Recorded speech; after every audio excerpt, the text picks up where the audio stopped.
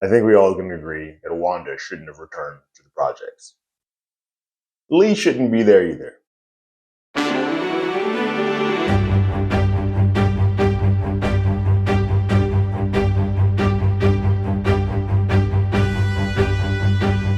Hello, everyone. Terrence here with Hollywood Already Did It. If you haven't already, go ahead, like, share, subscribe to the channel, leave a comment, ring that bell below. Anytime we have something, you will be among the first to know.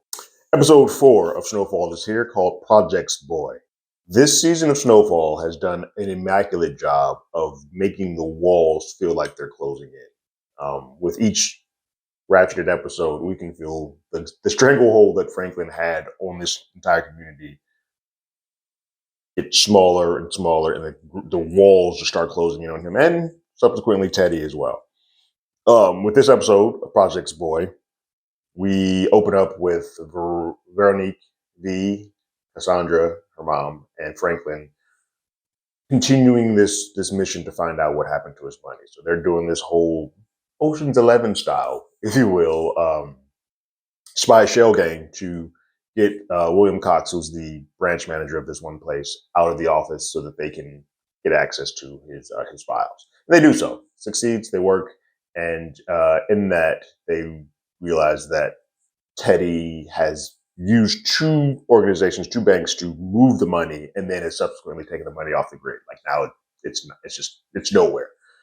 And Cassandra delivers that news to Franklin, and Franklin's a little pissed about it. He's a little peeved. He flies off the handle at her and V to an extent. And what the hell are we paying? What the hell are we in business for? I could have found that out. Like the sun is shining, like water is wet. Like this ain't news to me. You can tell all the frustrations that Franklin is starting to feel. He's taking it out on Cassandra. Cassandra feels the type of way, like, I don't know if I want to continue with this. This is how you're going to be every time we find out something. Like, we know more information than we did previously. But Franklin's not really hearing that. His world and walls are crumbling in, and he's taking that out on anybody and lashing out. He's doing a lot of things in this episode that are brash and will come back, and do come back to bite him in the butt. V asks mom to leave for a minute, and V tells Franklin, like, hey, like the way you spoke to my mom wasn't cool. And that this next part of what we're about to do, I need her. And so you can't keep flying off at the handle. I know you're going through a lot of frustrations. I know there's a lot of things happening in your life. But you got to calm down. You can't take this out on her.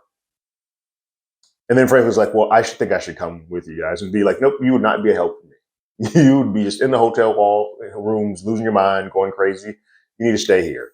It's at that point that Franklin mentions that the money that they have going out is not being amplified by the money that's coming in. And it seems like Kane's product is not moving at a fast enough rate. So she's like, well, cool. You got something to handle. Go talk to Kane and fix that situation. Mom and I will go handle this.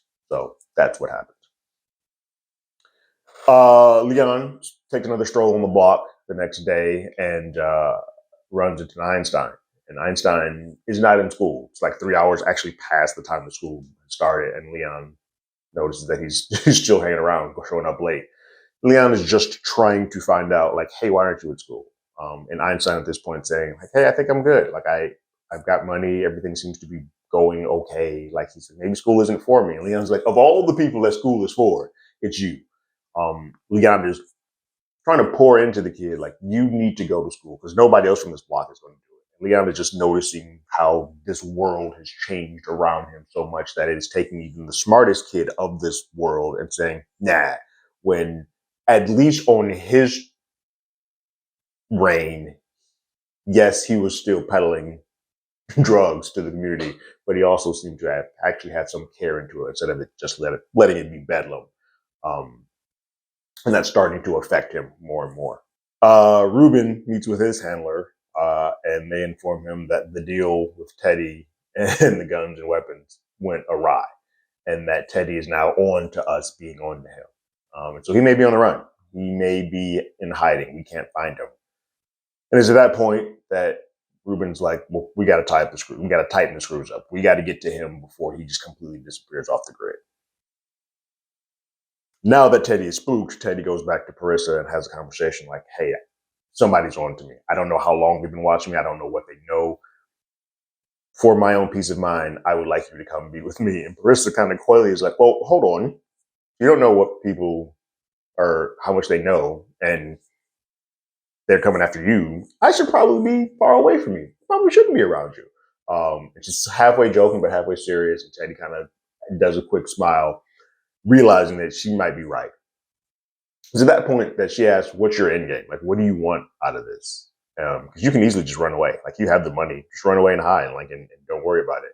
But we all know, and she knows it too, that Teddy's sort of end goal has always been to return back and sort of be reinstated into the CIA and kind of getting that prestige job back. He wants that more than he does the money. So that's the road that he's choosing to go down, hell or high water. Lee is having his own situation on the block. Well, Wanda also is. Wanda has seen a crackhead that is in a bad way, a young lady, reminding her a lot of herself that's on the ground and just getting spray painted and kind of played around with. Wanda goes to protect her and shoo her off. And then she sort of looks up and just sees rock being passed around all the time. So bringing her back to this world was not the smartest thing, and she needs to be removed at all costs. And so we actually see a scene where she essentially admits to how hard this is. She returns home and finds Sissy and kind of just unloads to Sissy, saying like, this is hard. Like, being around all of this is hard. It's a very rough road for her to do. Which point Sissy mentions how Alton, to sort of get out of the alcohol side of things, found peace in helping out at the shelter. It kept his mind busy. He poured into something so much, he kept his mind busy that he wasn't able to think about the negative things that he was putting into his body or what he wanted to put in his body. And so she goes to start doing things in the shelter, and that sort of gives her a bit of a sense of peace. Franklin does go talk to Kane, and he gets a permission basically to go look at the cookhouses that Kane has and see if he can do anything to fix them or speed up things. In this, Kane does tell his right hand, hey, whatever he says, let them know that whatever he says, I'm saying. So he kind of gives Franklin carte blanche, which is going to bite them in the ass. Franklin walks into the cookhouse and sees that these mofos are playing. They're playing with his money. It is a dilapidated situation. There's no sense of urgency. They're playing around. They're listening to music. They got girls over. Like, nobody's taking the cook serious. The second Franklin sees that, especially somebody who is losing money off of this, he's going to go in hot, and he's already frustrated. So he comes in and he's like, all right, cool. I'm just going to do this myself. All y'all, if y'all don't want to be here, get out. One of them, Todd, talks back to him. He's like, who the hell are you? Like, I'm not listening to you. Like, I know who you are, but I don't care. Franklin kind of shows his muscle and burns that man's face. Oh no. Just cooked it open right there on the grill that was cooking the rocks. And then tells everybody, like, hey, if you don't want to be here, if you're not trying to do this the correct way, get the hell out. And he rolls up his sleeves like, well, we're going to cook. And then one of those folks actually does want to take this business serious. And Frank's like, all right, cool. All right, man, come on in. Todd goes back to Kane, the burnt face, mask, and all that stuff. He's like, hey, what the hell? Why is Franklin up in here, causing ruckus and burning my face? Like, we need to get at him. And Kane is kind of laughing a little bit, being a little bit dismissive, but also understanding that Franklin probably had overstepped his bounds. Like, he knows, but he can't let that be known because he sent Franklin in there. But he lets him know, like, you probably shouldn't have spoken back. Like, Franklin, this is when he calls Franklin a hoe. It's like, Franklin's a hoe, and a hoe knows how to make money. Someone need him to go ahead and make his money. He's doing what I told him to do. And Todd does not take well to that. So Todd goes to Louis and Jerome and lets him know that, like, I know where Kane's laying his head. Becomes a complete snitch. He's like, I know where Kane's laying his head. And he shows that he's against both Kane and Franklin saying, to which Jerome and Louis eat up. They're like, oh yeah, we'll take you. D and Leon have some more friction in this. Because Leon does ask D, like, hey, he sees that the lights in the park are all shot out, and D's saying is because it gives cover to the corner boys. Where he's like, I've been doing this. Leon's like, was doing this for years. We never had to worry, like, that wasn't a thing. So put them back. Like, it gives a sense of community. It gives kids a place to go play on the playground. Like, We don't need to take that away. D's like, man, you ain't running things around here. Shut the hell up. D also goes in to sort of undersell school to Einstein. Like he wants to keep Einstein at his side. He wants to keep the smart kid by his side, not giving him a chance to do any type of growth. So he's telling him, like, what you need to go to school for? Don't worry about all that. Here's some more money. He kind of just wants to keep him fed so that he doesn't worry about searching for the knowledge that can kind of get him out of this situation. He wants him to always be under him and at his level. Leon is on this whole help the community fix. So he is sitting on the corner watching just how the world that he used to know is no longer the same. And Wanda shows up and they start talking about how I wanted to come here to fix things, but this nothing. And I wanted to I wanted to come back here to fix things, and I wanted to sort of there's some things that I wanted to see, but I don't recognize this place. Wanda also is getting heckled by D. He's saying things about like, oh, you married the corner jump off, like you. And it's like saying, oh, everybody done been up in that, like that type of stuff. And it's all in earshot. He knows what he's saying. He's trying to sun Leon, the OG, which is a wild way to do that. But he's trying to sun the OG and say, oh, you married the town punk. And Leon's hearing all this. So Leon, the next morning, does pay a contractor to go reinstall those 4 lights. Everybody is doing things that are not in the best interest of their own health. Teddy and Uso reconvene at the warehouse, and Teddy says, like, we need to close up ranks. If you feel like anybody's following, let me know. We'll get on top of it, but we need to close ranks and kind of lay low for a bit. It was just like, cool. And Teddy's like, well, where'd you learn how to shoot that well and do all of that? And he's like, work for the CIA. He's like, all right, cool. As Uso's taken off, Teddy gets that look of both paranoia and concern in regards to Uso. Because he's now like, well, I am one person who knows about all of this stuff. He's probably thinking, like, I know all of this stuff. The only other person who knows all this stuff is this guy. Maybe I should keep an eye on him. And he does. Gustavo returns home, but his girl is like, where have you been? I've known nothing. She's like, I'm going out. Like, I don't want to be around you. I'm taking the kids. We're getting up out of here. Uso then goes to a bar to sort of unwind. He sees a girl, and while he sees a girl, he gets distracted, and Ruben walks in and just outright tells him who he is. Ruben doesn't have any time to play anymore. He's like, no, you saw me at the wedding. I was a waiter. Look, this is what I need you to do. I work with KGB. You working with Teddy. We need Teddy. Just like the DA needs you to get Teddy, I need you to get Teddy. And in doing that, I need to tell you that Teddy ain't part of the CIA no more. He been lying to you, bro. And so whatever protection you think you have with the CIA, you don't have it. But I can get that for you. I can get you out of here cleanly, send you away with some money, and you and your family, you guys can go, but you just need to help me out. And then Ruben leaves. While he's leaving, Teddy is posted outside the camera getting a shot because he followed Uso. So now obviously Teddy is paranoid and doesn't know how much of this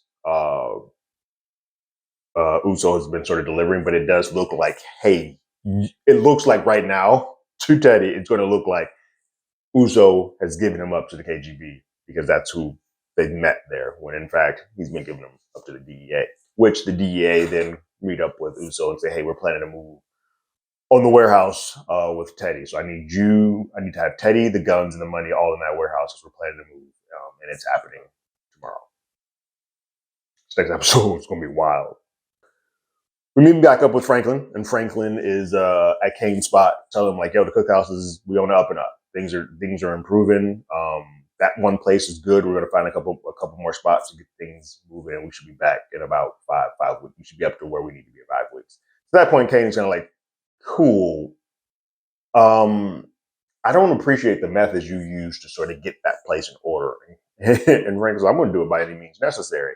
Like, if I got to go in there and burn up some folks' faces and start cooking myself, I'm going to get it done. They effing with my money. And Kane is kind of like, you don't get to discipline my team. These folks have been with me from ground up. Like, there's a sense of loyalty that Kane has. Franklin operates in a world where he does not. He's like, anybody who gets in my way, I'm burning it down. And Kane's like, look, there are different ways to have handled this. And while they are having their contentious argument back and forth, Jerome has sent Todd and his crew to go shoot up Kane's place. And so in the middle of their argument, gunfire just starts blazing off, and they get out. Both Franklin and Kane get out. They see that it is Todd who has come to them. At this point, Kane is doing everything like, "Hey, Frank, come with me. We got to get out of here. We got to get out of here." Like they're working together to do this. One's got a sawed-off shotgun. The other's got a pistol. They're getting out of there. They're taking care of what it is they need to go to. Their car pulls up in the back alley. They get in and they pull off. So they get away after killing both Todd and his number two, and realizing that Todd is the one who snitched. The last piece of this episode is Leon is with Wanda, and they are helping Einstein do his college application. Like, they are still doing everything they can to pour into him. Wanda has found this newfound life of helping people out at the shelter, so this is giving her a sense of purpose. While they're at the table, they hear gunfire out. And when we see that is D is shooting out one of the lights that have just been repaired. And at that point, he just sets Lee off. And Lee comes out, and Lee and D get into a very heated fight. In the middle of the quad of the PJs, just gets into it. And they're beating the tar out of each other. And people start getting around. And you see hear a little bit of like, oh crap, the OG is coming back to take his stuff. Like, the OG is fighting the new guard, going back and forth. And for a while there, D is D's the bigger guy, but Leon ain't letting go. Einstein is holding Wanda back. They get into a fight. Eventually, Lee does take the title, if you will. He gets on top of him, cracks him over the head with a bottle, and leaves D there unconscious. And then he says, "Yo, this is my block. Like, I run this. This is my shit." Which isn't a good thing, because now it's saying Lee that now he is taking back over that corner. He's made a decision where he knows it's not the place to be. Franklin's told him, "Hey, you don't get out of here. Take your wife and get up out of here." He is now pouring himself back into it because he thinks, "Hey, if I can get in, I can fix this and make this a better spot." But it is not safe. It is now not the world that he knows. So while he tries to clean up, while he puts lights back up, while he pours into Einstein, while Wanda is at the shelter, something is definitely going to occur where Lee is going to get hurt because he is in a situation that he shouldn't be. D now is not the blockhead captain there anymore. He's going to get back to Jerome, and now they're going to do everything possible. Like, hey, well, we got to take out Lee, because they're going to know that Lee is eventually going to be back with Franklin. So this is one of those ones where it's like, oh, I understand everything that Lee is doing, and I get it. And some of this is bravado, trying to protect his woman. Some of this feels like, hey, you keep trying to one-up me, even though I helped build all of this. Some of this is like, Lee, you just got to get the hell out of there, man. Just get out of there. And now that he's locked himself more into it, this next episode, I feel like with D probably coming back to get some revenge on Lee, with Teddy now knowing that Uso has some type of, he thinks it's with the KGB, but not knowing it's with the DA, it is going to be a mess that sort of gets built here. And Kane has to sort of feel the way about Franklin. Like, I've lived here, I've had my spot, nobody's known my spot for ages, but because you handle your business in one way, you got me affected in this. And now I got to be on the run. So Kane's also going to be trying to come after Jerome and Louis because they actually tried to initiate a hit. We have hit that point where we're about to hit the midpoint of the season. This next episode is about to be wild. And for the first time in a while this does set up a lot of things for the future, this doesn't feel like just a setup episode. Like, things do occur in this. A lot of times, especially the last season, we would have whole episodes that was just to add seeds for the following. This one does move the story along, does do things to kind of add some intrigue and intensity and kind of close in the ranks and make it feel almost like these projects are becoming unattainable and just claustrophobic, but also sets up the seeds that the rest of this season is about to be lethal and making for amazing television. What did you guys think about this latest episode of Snowfall called Project Boy? Go ahead and leave your thoughts and comments in the comments below. If you haven't already, you can follow us on Twitter at HollywoodADI. You can hit us up on email at HollywoodAlreadyDidIt@gmail.com. We also have a podcast with the same name. That's on Google Podcasts, Spotify, Apple Podcasts, anywhere that plays podcasts. We're there. And like always, I got my ticket. You got yours.